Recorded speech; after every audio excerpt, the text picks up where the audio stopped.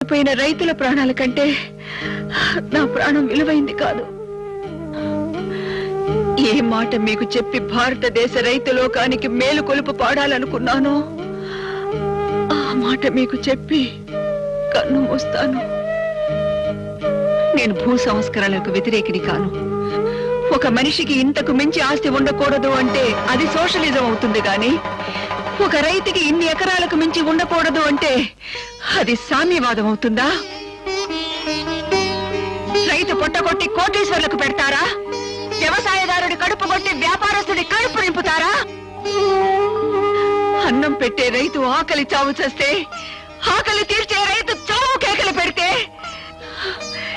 ఈ mother India ఆనందిస్తుందా? ఈ భూమి తల్లి సంతోషిస్తుందా?